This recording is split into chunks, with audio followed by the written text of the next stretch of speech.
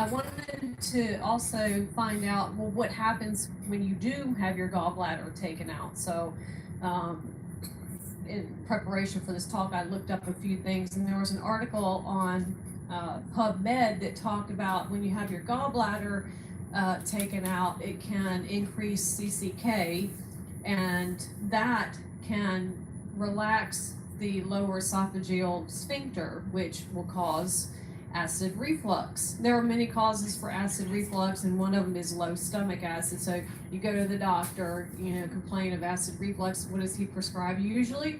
An antacid. It's making things worse. So, but when you have your gallbladder taken out, you may experience acid reflux. Well, this is because probably the CCK is relaxing that lower esophageal sphincter and allowing the food to come back up. So you go to your doctor and you don't have a gallbladder, you're having gallbladder problems. What does he tell you to do usually? He usually tells you to not eat fat, and that's actually going to make things worse. I wanted to give you some benefits of fat because it's so important. We've talked about, we've heard some things already, about what fat is good for, but I just wanted to go through some of the things that I have written down here. It's a perfect source of energy for your brain and your heart. Your brain is mostly fat, so it's essential that you get your fat in. It provides better satiety, so you stay satiated in between meals. You don't have to eat as often. And I watched this with Jimmy when he first started. He would forget to eat. I would ask him, when's the last time you ate? And he goes, oh, I don't know, yesterday or something. So he forgot to eat. And so that's a really, really good benefit. It's so refreshing not to have to be thinking about food all the time. It doesn't rule your life anymore. So the third thing, it allows your body to absorb the fat-soluble vitamins A, D, E, and K. So, and these vitamins are very crucial. I know that cholesterol needs vitamin D, and these fat-soluble vitamins are just so important. Vitamin K kind of works to tell calcium where to go in the body. So if you're deficient in K, it's possible to have osteoporosis, but at the same time have calcium buildup in the arteries. So a lot of your leafy greens, and of course the organ meats are especially good for that. So that's a good reason why having, if you like your leafy greens, that's a good thing. So, and then another thing, it helps with oxygen delivery to the cells, and actually it helps anything go in and out of the cell. There's phospholipid factories, that's what I call them anyway, that kind of help control what goes in and out of a cell. So if you're deficient in these fats, then you're not going to be getting your other nutrients that you need. So it's critical that you have your fat. And then every cell in the body, every cell membrane is made up of fat. So again, if you're not eating fat, you're not going to have healthy cells. It helps reduce inflammation in the body. So I'm going to get a little geeky here. There's something in the body called prostaglandins, and they help control inflammation. And you need a healthy mix of fats because some are inflammatory in nature and some are anti-inflammatory in nature, but they work together. So your prostaglandin 1s are your omega-6s, your saturated fats are your prostaglandin 2s, which are, and I don't throw things at me when I say this, but saturated fats tend to be inflammatory in nature in that, your body needs to inflame before it can heal. It's okay to eat saturated fat. It's just you want a healthy mix of all these fats. So let's just say you have an infection or an injury, you see the swelling. That's the the inflammation is allowing those white blood cells to get to the site of infection quicker where they need to go. So you need a healthy mix of all these fats to have a healthy immune system and to help deal with inflammation. And also a big one, it helps with the detoxification process. So the bile is what removes the toxins from the body. So you ever look at, well, I'm sure you have, anyway, your urine and your stool, they have certain colors partly because of the bile. And so if you have a lot of toxins, that's the way these things are gotten rid of out of the body. And so if your bile is not moving, you're going to be holding on to toxins in the body. And that's why someone, and this is not the only reason, but this is why someone may be dealing with a little bit of extra weight on the body, because the toxins are stored in your body fat to help protect the rest of the body from those toxins. So I wanted to go over a few signs of, if you know you're experiencing any of these, it's not definite, but you may be having gallbladder issues. So heartburn or acid reflux. This is because the fats aren't being broken down properly. Biliary stasis, your stomach acid is not what it should be. So that's one thing. And then fingernails chipping or breaking, that's a sign of not absorbing your fats properly. Could be, gallbladder or liver issues. Stomach upset by greasy or fatty foods. I know that I struggled with this before I had my gallbladder taken out. Every time I would eat something greasy or whatever, fast food or whatever, I would have a lot of times diarrhea and upset stomach. So that was a big one for me. Nausea. And so this bile is what, as I said before, takes toxins out of the body.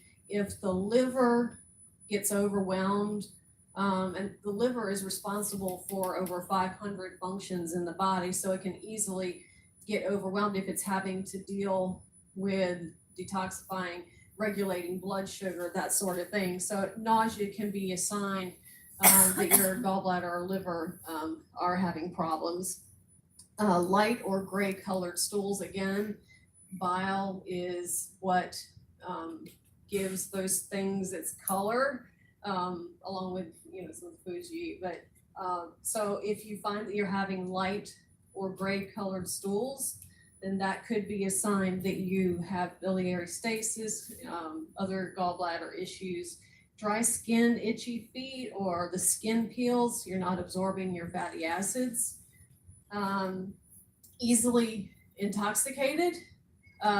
Jimmy can tell you that it only takes 1 or 2 sips for me, and I'm smell the alcohol. And I'm done. The room has already started to spin. Interesting, funny story. When we were in Australia, I think it was for the first time, I hadn't eaten all day and had just very little to drink. And so we got to the restaurant that night, and I had a big old berry mojito, and I was sitting there drinking it. Oh, this is good, not knowing having, not eating or drinking is going to cause a big problem. So by the time dinner was over, I could not walk back to the hotel.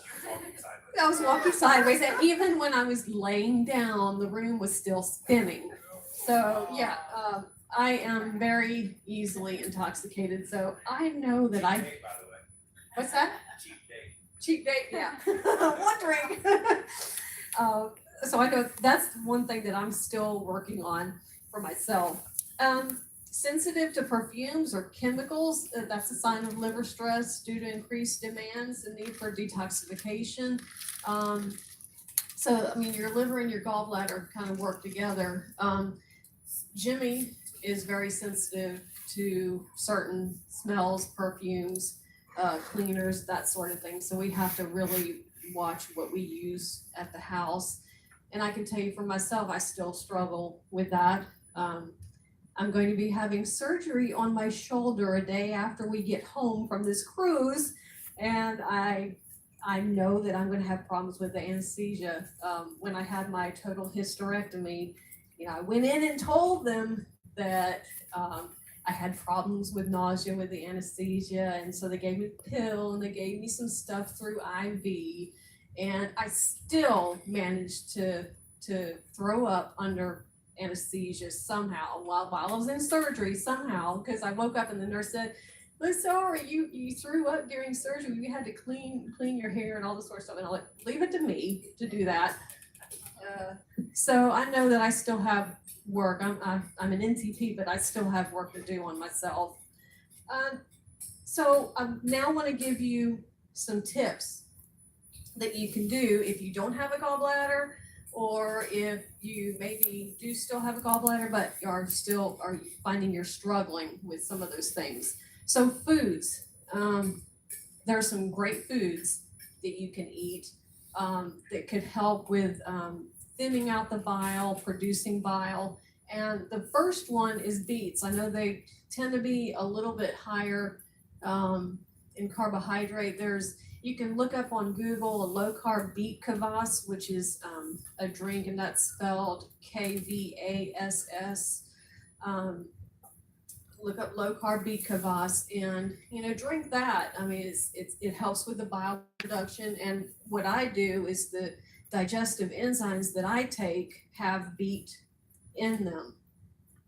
Radishes is another one. They contain sulfur, which helps improve bile flow. Then you have dandelion root. This helps improve bile production and the flow. Artichokes help increase bile production. Celery is another one that helps improve bile production. Ginger, same thing, helps with bile production. Dark leafy greens like kale, chard, and spinach, those help stimulate the flow of bile. And then you'll see me at dinner time this week drinking warm water, warm lemon water. This helps to activate bile flow, which will help remove toxins from the body. So hopefully, maybe, crossing my fingers, I won't have nausea with my upcoming surgery. Again, I mentioned the importance of having a healthy mix of fats in the diet. So what I like to tell people is 60% monounsaturated fats, 30% saturated fats, and 10% polyunsaturated fats. And those polyunsaturated fats, a lot of times you hear about those, you see those on the store shelves in the clear bottles. That's not what I'm talking about. When I'm talking about polyunsaturated fats, I'm talking about the good sources.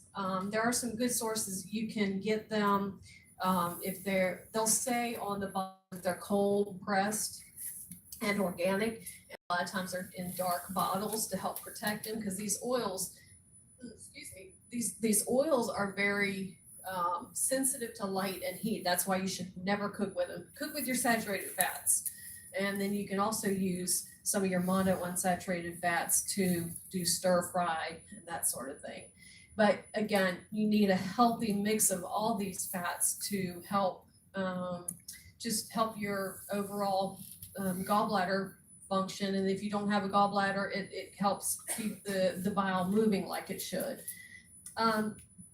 Taking digestive enzymes or bile salts. I started doing this recently because I would notice after I would eat a lot of fat, I would have problems. And so taking these digestive enzymes have worked wonders for me. I don't rush to go to the bathroom after eating like I used to. So that's very important. And also HCl supplementation can help if you know that you're deficient in stomach acid. And that's why it's important to see a nutritional therapy practitioner, or you can see your doctor, ask him to run the Heidelberg gastrotelemetry test, and that'll measure the pH in your stomach to let you know if you're deficient. I haven't quite worked up to the HCl tabs yet. I've tried them once and my stomach hurt. So I know that there's something else going on there that maybe I shouldn't quite take those yet. And then proper hydration. If you're dehydrated, the bile can become sludgy. So it's important to drink plenty of water.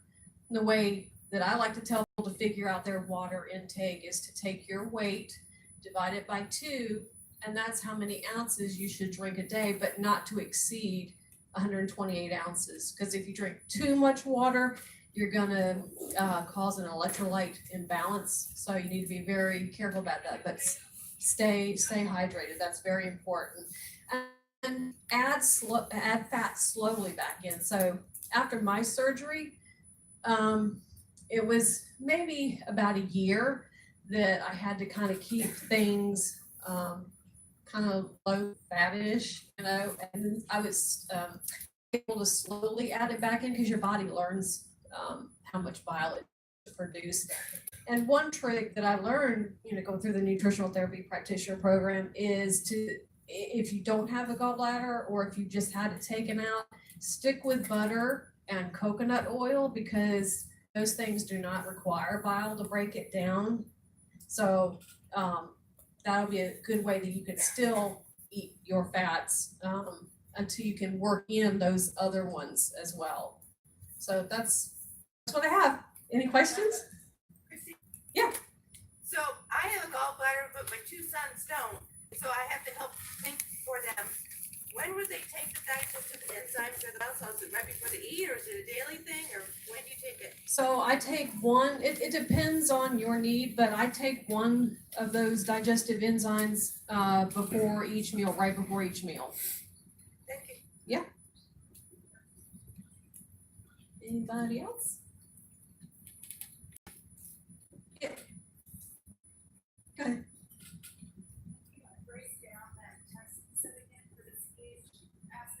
Oh, the Heidelberg, Heidelberg or something like that. Yeah, thank you. Gastrotelemetry test. Your doctor, if you just tell your doctor, hey, I want to know my stomach acid, they'll know. And it just involves swallowing a pill, and it sends the information to the doctor that way. What percentage of the population is stomach acid deficient? 90%. 9 out of 10 people. Yeah. That's most of us. Mm-hmm.